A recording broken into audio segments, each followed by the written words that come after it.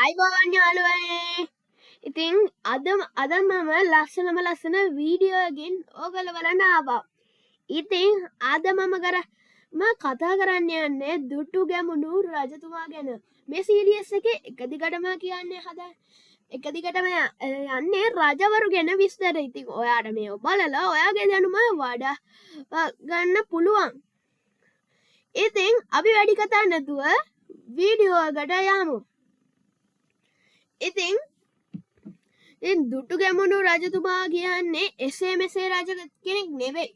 දුටු ගැමුණු රජතුමා කියන්නේ එලාර යුද්ධ ජයග්‍රහණය කරලා අපේ රට නිදහස් කරපු විහෙර විහාර දහස් ගණනින් සෑදු බෞද්ධ අති පූජ්‍ය රජවරයෙක්. ඉතින් අපි ඒ රජවර තුමාගේ මුලින්ම පවුල විස්තර ටික බලන්න යමු. ඉතින් කැලණි තිස්ස රජුගේ විහාර මහා දේවියගේ පුතු තමයි දුටු ගැමුණු රජතුමා කියන්නේ. දුටු ගැමුණු රජතුමා එකම පුතා නන් නෙවෙයි. දුටු ගැමුණු රජතුමාට හිටියා සහෝදරයෙක්.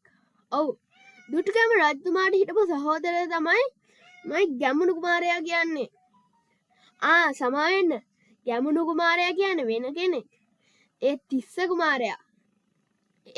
කුමාරයා තමයි දුටු ගැමුණු රජතුමාගේ සහෝදරයා. ඉතින් මේගොල්ලොන්ගේ රාජධානිය තිබ්බේ මාගම කියන්නේ හම්බන්තොට. ඉතින් ඒ රාජධානිය තමයි මේ පුතා දුටු ගැමුණු රාජ පුතා මුලින්ම ඉපදෙන්නේ. ඉතින් විහාර ආදේවිය පළමු පුත්‍ර උනේ දුටු ගැමුණු රජතුමා. දුටු ගැමුණු රජතුමාගේ මුල් නම මොකද්ද දන්නවද? ගාමිණී අභය. ඉතින් මම කියන්නම් ඒ නම හැදුනේ ඇයි කියලා. දුටු ගැමුණු කියන නම හැදුනේ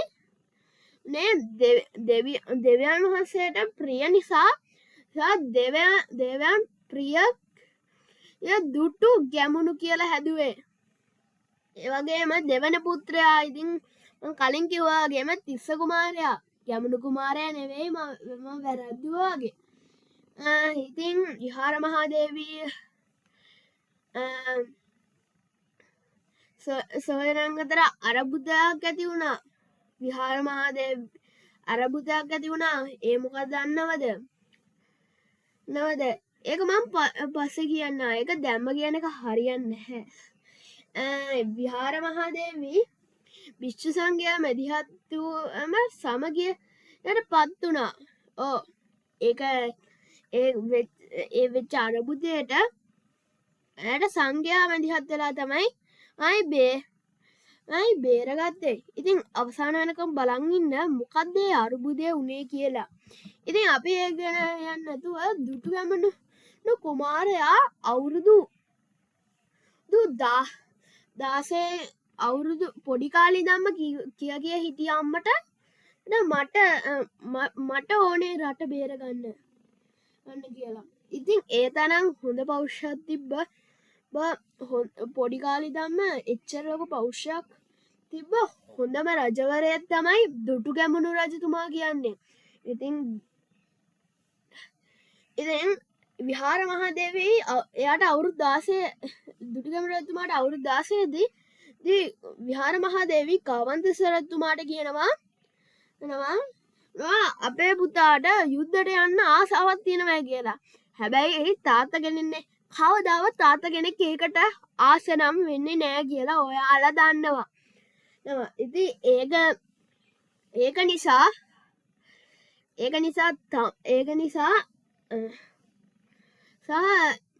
යුද්ධයට යන්න එයාට ලොකු වමනාවක් ඇති වෙනවා. හැබැයි තාත්තා දෙවන අදහසකුත් තියාගෙන තමයි හැමයාම කරන්නේ. ඒක නිසා රජතුමා දසමහා යෝධයන් සහ සෙබළුන් බලකායක් හදනවා. ඉතින් ඒක යුද්ධයට ගියොත් නිකමටවත් එයාට ගොඩක් වටිනවා. ඒ වගේම කණ්ඩුල ඇත් රාජයාගෙන් ඒක සමන්විත කරනවා. ඉතින් යුද්ධට යන්න දෙන්නේ නැහැ කියලා තාත්තා යුද්ධට යන්න දෙන්නේ නැහැ කියලා දැනගත්ත නිසාම පුත්‍රයා ශිල්ප ඔක්කොම හදාරලා ඉවරයි. අවුරුදු 16 පස්සේ ශිල්ප හදාරලා ඉවරයි. ඉතින් එයා යනවා ඒ මාගමෙන් යන්නේ රජරටට. ඉතින් රජරට ඒ කාලේ තුරාම තේ කඩන්න උදව් කරපු කෙනෙක් විදියට, ඒ වගේම කෘෂිකර්ම වැඩ කරන්න උදව් කරපු විදියට තමයි එයාගේ ඉතිහාසය යන්නේ. ඊට පස්සේ කණ්ඩුල රාජයාගේ ඇත්ත අයිතිකරු හොයන්න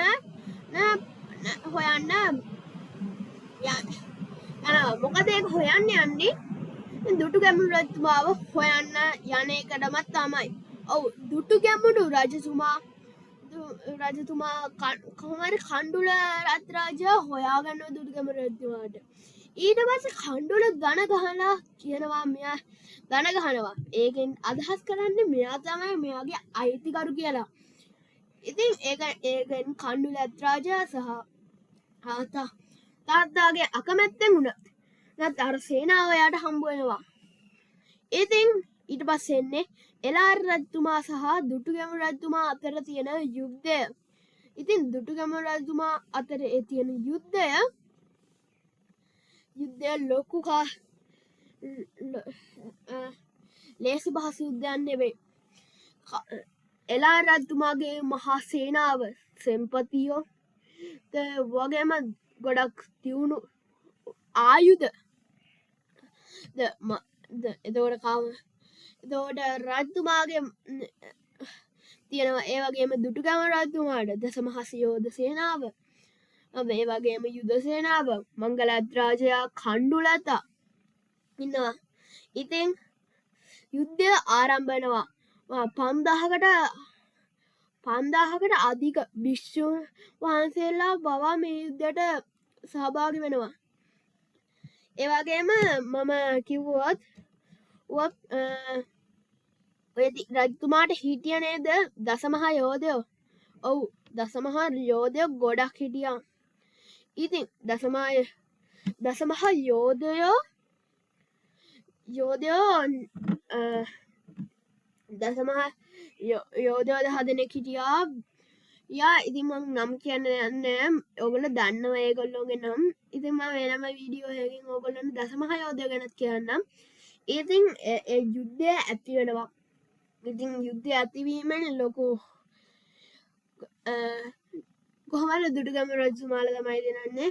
කණ්ඩුලත් රාජයා එතන වෙන විශේෂම සිදුවීමක් වුණා. කණ්ඩුලත් රාජයා එළාර රජතුමාගේ මංගලතාගේ දිව කියන්නේ හොඩෙන්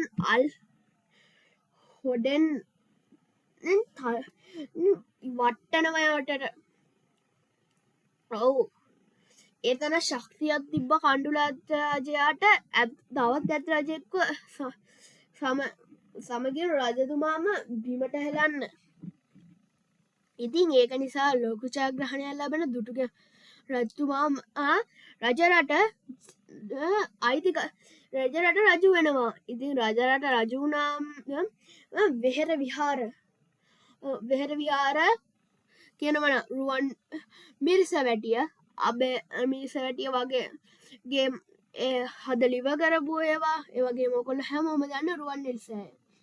ඒ වගේ රුවන් මිරිසෑය හදලිවර කරන්න බැරි වුණා. රජවරු 4 දෙනෙක් හැදුවා කියලා ඔයගොල්ලෝ අහලත් ඇති. ඉතින් ඒකට මුල ගත්තේ දරුවේ දුටුගැමුණු රජතුමා. එතකොට තව කියනවා නම් විහාර 99ක් තව හදලා තියෙනවා. ඔව්, ඒ තරම් හදපු රජ කෙනෙක්, උතුම් රජ කෙනෙක් බුදුදහම රට පුරා පැතුරුව රජ කෙනෙක්. ඒ වගේම කෘෂිකර්මය වගේ දේවල් පවා අමතක නොකර දියුණු කරන්න කැපවෙච්ච රජවරයෙක්. ඉතින් අපිත් ගරු කරන්න ඕනේ හොඳ රජවරයෙක් එතුමා. ඉතින් දැනට මේ වීඩියෝ එක අදට ඉවරයි. ඉතින් තවත් ඔයාගේ ලස්සන වීඩියෝ එකකින් එන්න.